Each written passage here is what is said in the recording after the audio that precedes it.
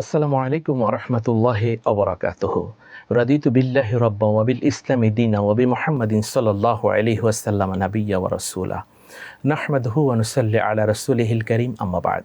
সম্মানিত দর্শক শ্রোতা, আমাদের স্বাধীন সোনার প্রিয় মাতৃভূমি বাংলাদেশ এবং দেশের বাইরে প্রবাসে যে যেখানে বসে বিজয় টিভির পর্দায় mega digital scale presents Barakatus Sahri দেখছেন, আপনাদের সকলকে আন্তরিক প্রীতি, মোবারকবাদ এবং ভালোবাসা জানাচ্ছি। শুরু করছি আপনাদের প্রিয় অনুষ্ঠান। আমরা প্রতিদিন সাহরির এই বরকতময় সময়ে একটি গুরুত্বপূর্ণ বিষয় নিয়ে আলোচনা করে থাকি। আজকেও আমরা আলোচনা করব ইসলামে মানব সেবা এই বিষয়ে। এই বিষয়ে আলোচনা করার জন্য স্টুডিওতে উপস্থিত হয়েছেন সকলেরই পরিচিত মোহতারাম মাওলানা মোশাররফ হোসেন। আসসালামু আলাইকুম রহমতুল্লাহ। ওয়ালাইকুম আসসালাম রহমতুল্লাহি ওয়া বারাকাতুহু। আপনি কেমন আছেন? আলহামদুলিল্লাহ। মহতারাম, আপনি কেমন আছেন? জি আলহামদুলিল্লাহ। সম্মানিত দর্শক, ইসলাম এমন একটি ধর্ম, শান্তির ধর্ম।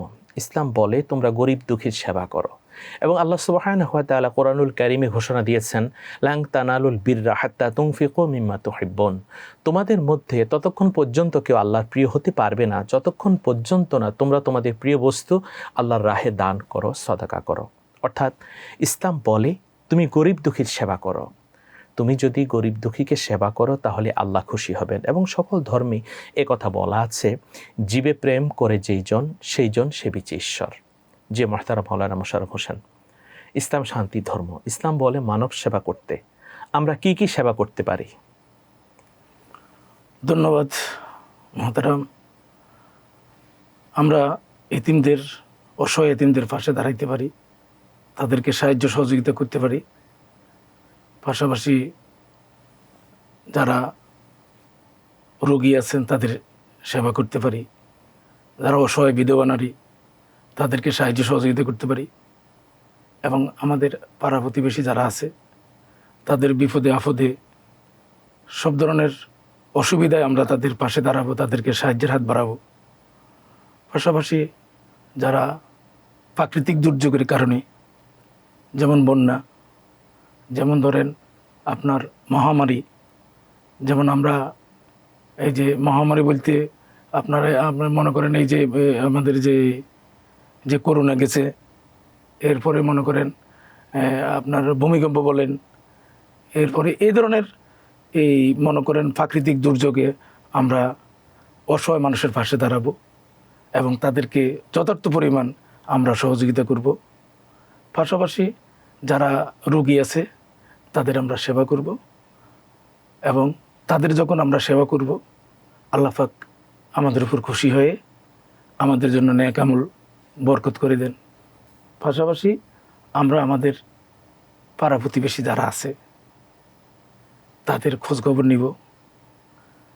তাদের যদি খাবার না থাকে আমরা যা খাই তাদেরকেও খাওয়ানোর চেষ্টা করব। জি, তাই তো রাসূলুল্লাহ সাল্লাল্লাহু আলাইহি ওয়াসাল্লাম বলেছেন, তোমরা যদি গোশত রান্না করো তাহলে গোশতের মধ্যে তোমরা একটু ঝোল বাড়িয়ে দাও, যেন তোমরা তোমাদের প্রতিবেশীকে দিতে পারো। মোহতারাম, প্রতিবেশী বলতে ইসলাম বলে যে তোমার 40 ঘর, অর্থাৎ 40 ঘর তারা কিভাবে আছে, তাদের দেখাশোনা করা, তাদের খাবারের ব্যবস্থা করা, তারা অসহায় বা তারা অসুস্থ হলে দেখাশোনা করা। ইসলাম দেখুন কত মানবিক। যে মোহতারাম, আমরা মানব সেবা বলতে শুধু গরিব দুঃখীর সেবা নয়, বরং মানবিকতা। আপনি বলেছেন যে যখন আমাদের সাইক্লোন হবে বা বন্যা হবে বা জলোচ্ছ্বাস হবে, আমরা গরিব দুঃখীর পাশে দাঁড়াবো। কিছুদিন আগে আমরা দেখলাম বাংলাদেশে একটি বন্যা হলো, এবং সেখানে বন্যা দুর্গত এলাকায় যারা মাদ্রাসার মধ্যে বা স্কুলে কলেজে আশ্রয় নিয়েছেন তাদেরকে ত্রাণ দেওয়া হয়েছে। এই যে ত্রাণ যারা দিয়েছেন, এটা তো আল্লাহর ভয়ে তারা দান করেছেন গরিব দুঃখীকে। এ সম্পর্কে বলুন। আল্লাহ পাক নিজেই বলেছেন যে তোমরা যা দান করবে তার বিনিময়ের জন্য না, অর্থাৎ আল্লাহকে খুশি করার জন্যই এই দান করা লাগবে। যে এই দানের বিনিময়ে যাদেরকে দান করবে তাদের কাছে কোনো চাওয়া পাওয়ার থাকবে না। আর আপনি যখন এই অসহায় মানুষের পাশে তখন আপনি অন্ন দান করবেন, যখন যা প্রয়োজন আপনি সাহায্য সহযোগিতা করবেন, আল্লাহ পাক খুশি হয়ে আপনার নেক আমলে বরকত রহমত করবেন। তো সেই ক্ষেত্রে আমাদের উচিত আমরা যারা স্বচ্ছতা, আমাদের স্বচ্ছ আছে, আমরা যারা বিত্তবান অসহায় যারা আছে, এই বিত্তবান অনেক সময় ধনী গরিব, অর্থাৎ যাদের ইয়ে আছে, মনে করেন বিত্তবান, এরপরও দেখা গেছে কি প্রাকৃতিক দুর্যোগের কারণে তারা অসহায়ত্ব জীবনযাপন করে। তো আমরা যারা দেওয়ার মতো আমাদের যাদের ক্যাপাসিটি আছে, আমরা পর্যাপ্ত পরিমাণ তাদেরকে সহযোগিতা করে যাব ইনশাল্লাহ। আমরা পরকালে আমরা যাই কিছু করব, উদ্দেশ্য থাকতে হবে একটাই, আল্লাহকে ভালোবাসে এবং পরকালে নাজাত পাওয়ার জন্যই আমরা এই অসহায় মানুষদেরকে সহযোগিতা করব। জি আলহামদুলিল্লাহ, আপনি যেমনটি বলেছেন যে একমাত্র আল্লাহকে ভালোবাসার জন্যই আমরা সব কিছু করবো। আল হুব্বু ফিল্লাহ, আল্লাহর ভালোবাসা। এবং আল্লাহ তাআলা কোরআনুল কারিমে তিনি ঘোষণা দিয়েছেন ওয়ামিম্মা রাযাকনাহুম ইউনফিকুন, আল্লাহর দেওয়া রিজিক থেকে যারা আল্লাহর পথে দান সদকা করে তারাই হচ্ছেন মুত্তাকি। আর যারা মুত্তাকি তারাই হচ্ছেন জান্নাতি। আর যারা জান্নাতি তারা এই পৃথিবীতে এমনভাবে চলবেন যে আল্লাহ তাআলা আমাকে যে ধন সম্পদ দিয়েছে আমি 2.5% গরিব দুঃখীকে আমি সেবা করব। জি মুহতারাম, এই যে মাহে রমাদান চলতেছে, মাহে রমাদানে আমরা জাকাত দিব। এই জাকাত যদি আমরা আমাদের গরিব দুঃখী আত্মীয় স্বজন যারা আছে তাদেরকে দেই, ইসলাম এ সম্পর্কে কি বলে? জি মোহতারাম, আমরা অবশ্যই জাকাত দিব, আমাদের সামর্থ্য অনুযায়ী তাদেরকেই দিব। আমাদের পাড়া প্রতিবেশী যারা আছে অসহায় জীবনযাপন করতেছে, পাশাপাশি আমাদের আত্মীয় স্বজন, বিশেষ করে আত্মীয় স্বজনের মধ্যে যদি কেউ গরিব মানুষ থাকে, আমাদের সামর্থ্য অনুযায়ী আমরা তাদেরকে সাহায্য সহযোগিতা করব। আমাদের সম্পদের পরিমাণ থেকে, আমাদের যে নির্ধারিত সম্পদ আছে সেই সম্পদের পরিমাণ যতটুকু জাকাত যতটুকু জাকাত আমাদের জন্য নির্ধারণ করা হয়েছে, সেটুকু জাকাতে আমরা আমাদের আত্মীয় স্বজন এবং এই গরিব অসহায় মানুষদের সহযোগিতা করে যাবো ইনশাল্লাহ। জি আলহামদুলিল্লাহ। আসলে সম্মানিত দর্শক, যে যদি আমরা জাকাত দিই তাহলে জাকাতের ফরজ সওয়াব আমরা পাবো গরিব দুঃখীকে দিলে, যেটা মুসারফুজ জাকাতের মধ্যে আল্লাহ তাআলা কোরআনুল কারীম সূরা তাওবার 60 নম্বর আয়াতে নির্দেশনা দিয়েছেন, ইন্নামাস সাদাকাতুল লিল ফুকারা ওয়াল মাসাকিন, ফকিরদেরকে দান করা, মিসকিনদেরকে দান করা, জাকাত দেওয়া, এটা ইসলামের উত্তম কাজ। আর আমরা যদি আমাদের একেবারে কাছের মানুষ, নিজের ভাই বোন আত্মীয় স্বজন যারা গরিব অসহায় তাদেরকে দান করি, তাহলে আল্লাহ সুবহানাহু ওয়া তাআলা আমাদেরকে দ্বিগুণ প্রতিদান দিবেন, যেমনটি রাসূলুল্লাহ সাল্লাল্লাহু আলাইহি ওয়াসাল্লাম বলেছেন। যে মাহতারাম, আল্লাহ রসুল বলেছেন যে নিজে পেট পুরে খায় কিন্তু তার প্রতিবেশী অভুক্ত থাকে, সে মুসলমান নয়। তাহলে আমাদের চারপাশে যারা রয়েছেন খেতে পারেন না, তাদের প্রতি আমাদের করণীয় কি? আমাদের করণীয় হলো আমরা যা খাবো তাদেরকেও তা খাওয়ানোর চেষ্টা করব। কারণ আমাদেরকে যা সম্পদ দিয়েছে সেটা তো আল্লাহ পাক দিয়েছেন। আল্লাহ পাক যেমন আমাকে সৃষ্টি করেছেন, তেমনিভাবে আমাদের পাড়া প্রতিবেশী বা আমাদের আত্মীয় স্বজন যারা গরিব অসহায় মানুষ, তারাও তো আল্লাহর সৃষ্টি। তো আমরা খাবো, তারা খাবে না, তাহলে তো আমাদের ঈমান থাকবে না। আর আমাদের ঈমান না থাকলে তো আমরা মুসলমান দাবি করতে পারি না। সুতরাং আমরা যাই কিছু করব, আমরা যাই কিছু সাহায্য সহযোগিতা করব, সেটা আল্লাহকে রাজি খুশি করার জন্যই করব এবং পরকালে নাজাত পাওয়ার জন্য করব। ইনশাল্লাহ আমরা সেটা পালন করার চেষ্টা করব। জি আলহামদুলিল্লাহ। সম্মানিত দর্শক, সময় হলো একটি বিরতিতে যাবার। Mega digital scale presents Barakatus Sahari আজকের আয়োজনে বিরতিতে যাচ্ছি, আপনারা আমাদের সাথেই থাকুন।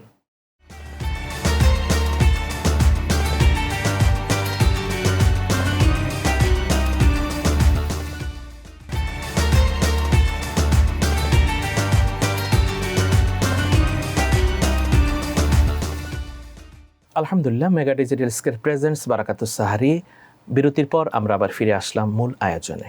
আমরা আলোচনা করছি ইসলামে মানব সেবা সম্পর্কে।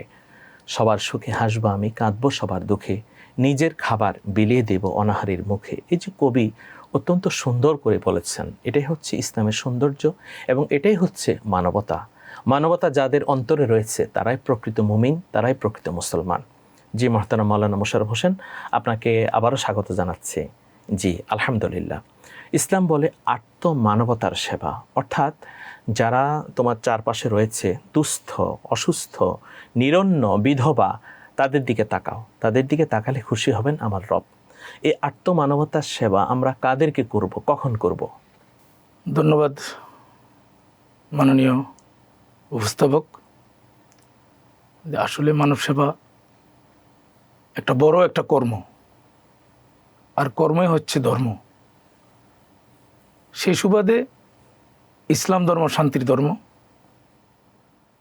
যেই মানব সেবা শুধু আমরা করি এখন না, মানবসভা রাসূল করিম সাল্লাল্লাহু আলাইহি সাল্লাম আমাদেরকে শিখিয়ে গেছেন কিভাবে মানুষের সেবা করতে হয়, কিভাবে মানুষের সেবায় অর্থাৎ এই যে আত্মমানবতার সেবায় আত্মনিয়োগ করতে হয়, সেটা আল্লাহ পাক রাসূলুল্লাহ সাল্লাল্লাহু আলাইহি ওয়াসাল্লামের মাধ্যমে এবং ওনার সাহাবীদের মাধ্যমে উদাহরণস্বরূপ আমাদেরকে শিখিয়ে গেছেন।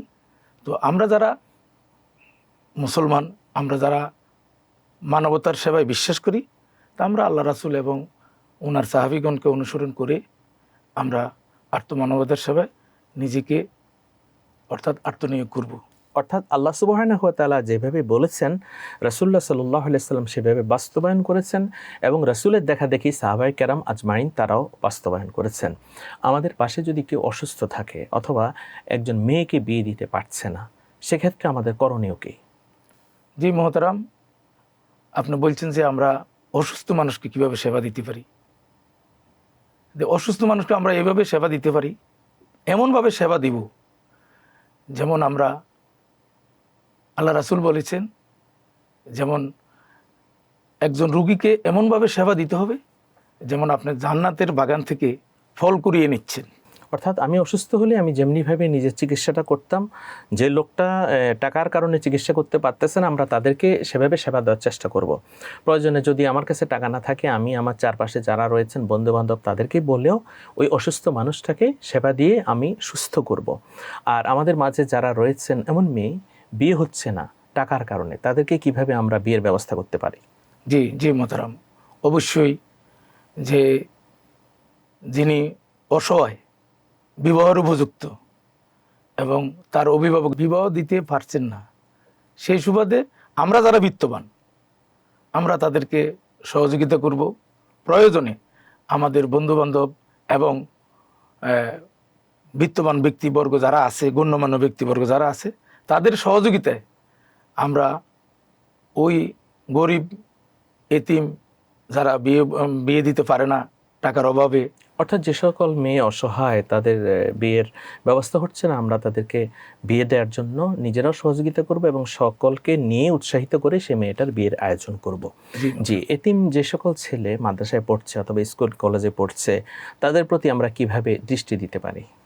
জি মোহতারাম, আল্লাহর দুনিয়ার সকল সৃষ্টির সেরা মানুষ, আজকে আমি আপনি ভালো আছি, আল্লাহ পাকে আমাদেরকে ভালো রাখছে।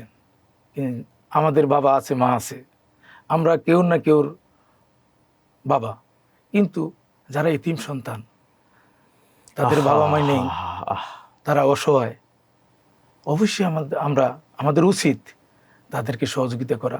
এভাবেই যে আজকে যে ঈদুল ফিতর সামনে আসতেছে, আমরা তাদেরকে সুন্দর জামা কাপড় কিনে দিব, যেমনিভাবে আমাদের সন্তানদেরকে আমরা কিনে দিব, যাতে করে তারা খুশি থাকে।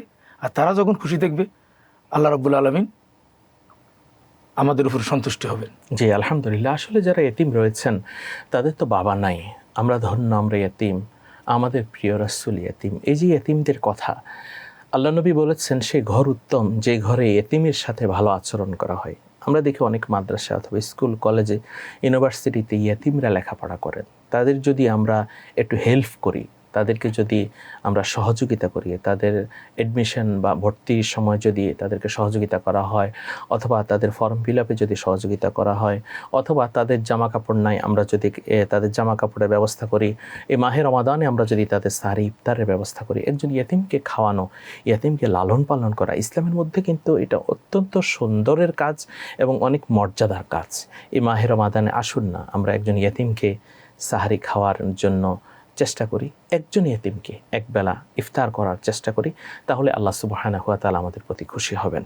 জি মোহতারাম, আমরা এই পৃথিবীতে এসেছি, আমাদের কাজই হচ্ছে আল্লাহর ইবাদত করা।